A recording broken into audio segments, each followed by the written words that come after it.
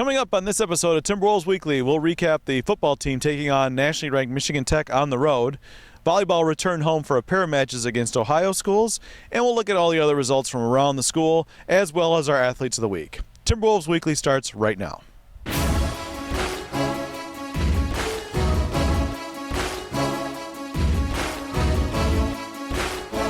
Hello everyone, welcome to Timberwolves Weekly. I'm your host Travis McCurdy. Today coming to you from on the field at Hant Stadium, home of the football team. After a couple of home games in a row, the Timberwolves hit the road to take on nationally ranked Michigan Tech this weekend up in Houghton. It was the homecoming for the Huskies, and the football team had a big challenge against the very tough Michigan Tech team. Let's see how the Timberwolves did.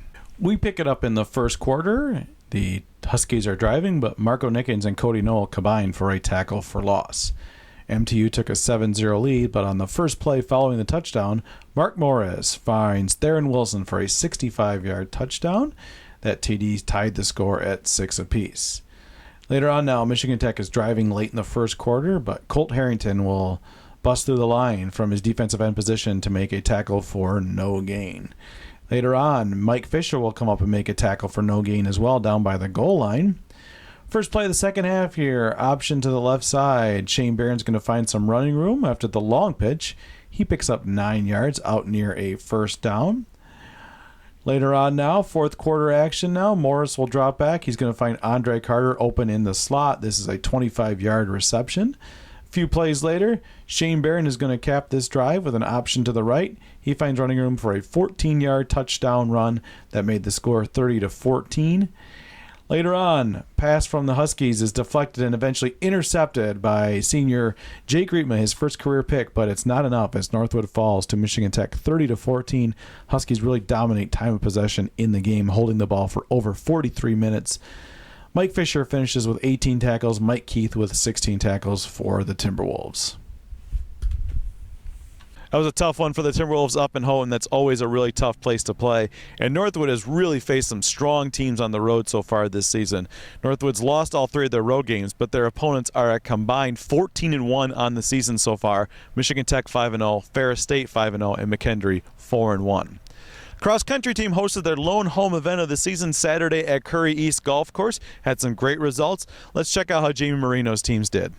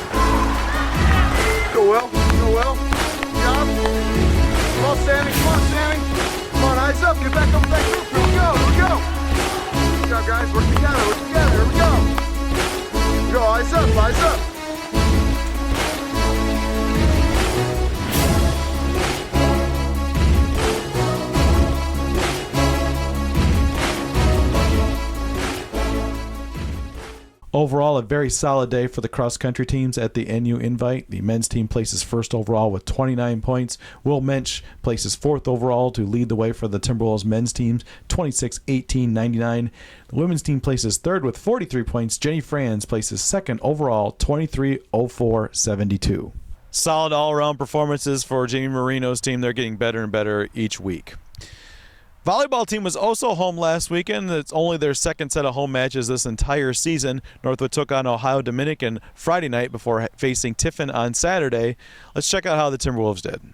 Volleyball dropped a heartbreaker on Friday night to Ohio Dominican 3-2. The Timberwolves won the opening 2 sets before dropping the final 3. Taylor Pritchett had 64 assists and 4 aces for the Timberwolves. Colleen Mayer, a career night for Northwood, 20 kills and a .516 attack percentage. Chelsea Watson, also with her best match as a Timberwolf, 19 kills and a .412 attack percentage. Northwood responded well to the loss on Friday night with an outstanding performance on Saturday against Tiffin. Here are some highlights from that match. We start with an ace from one of the best servers in the GLIAC, Taylor Pritchett. She had 5 more aces in this match. Later on, Northwood with a good early advantage. Pritchett sets up Allison Getty for the kill. Late in the first set, Northwood up 23-11. This will be a solo block for senior Cassie Marsh. Now in the third set, Northwood up 2-0. That's a Megan Cleary kill, which will be followed immediately by another kill off this serve from the Tiffin Dragons. Northwood will level the set at 3 apiece after this kill from Allison Getty. Later on now, off the overpass here, this will be a kill for Colleen Mayer. That gave Northwood a 7-6 lead. This is a wild point right here. Both teams with multiple great digs. That first one there by Northwood by Jacqueline Kimmett. And off this ball over the net from the Tiffin Dragons, that was a nice dig by Getty. And then a good save here, and then a great swing by Megan Cleary that gives the point to Northwood. Big momentum swing there for Northwood. That gave them back the lead. Cleary with another ace right there. And then Northwood closing in on the match. This will be back-to-back kills from Allison Getty. The first one here makes it 16-11, and this one right here will make it 19-17. And then later on, Northwood with another kill. This one by senior Megan Cleary, helping Northwood finish off a 3-0 sweep over the Dragons. Good bounce back there for volleyball. That was a tough loss on Friday night to Ohio Dominican. Saturday against Tiffin, the Timberwolves played very well. That should be the last match the Timberwolves have to play in the Hawk. We should be back in the Bennett Center on October 30th for our next home match for the volleyball team. So this weekend, the Timberwolves head to the crossover in Illinois. Good luck to James Goodrich's team. Men's soccer continues to climb up the national rankings. Last week, Northwood was number 11 before taking on a couple of Ohio schools on the road. Friday at Malone, Sunday at Walsh. Let's see how Doug Carter's team did. Northwood picked up the easy 5-1 win at Malone on Friday afternoon. James DeCosmo with 2 more goals. Mike Ankoviak, Jack Smith, and Maiwa Oafiko each with a goal for Northwood. Oafiko's team-leading 12th goal on the season.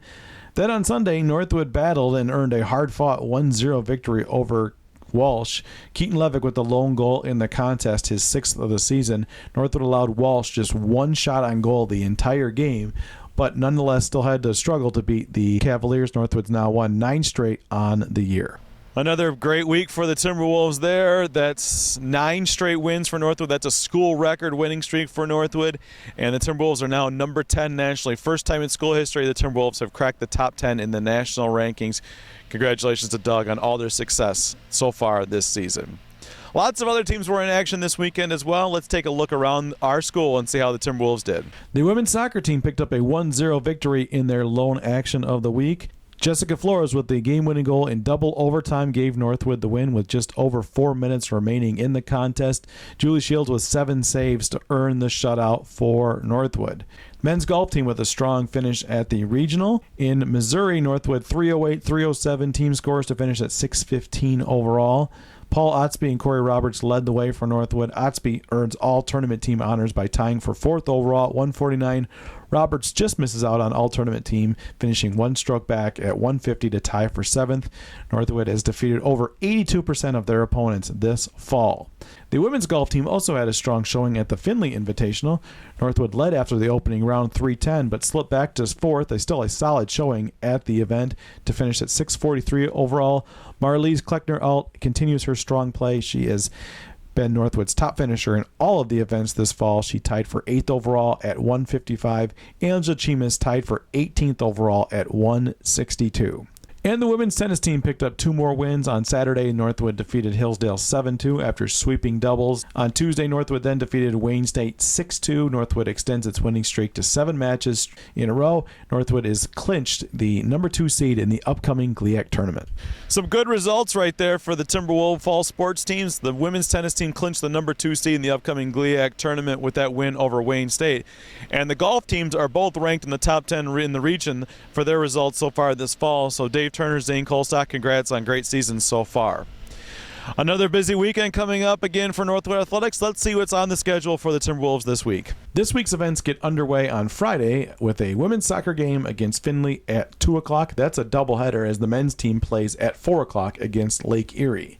Also on Friday, the volleyball team will begin play at the Midwest Region Crossover with a match against Southern Indiana. That's at 3:30 local time.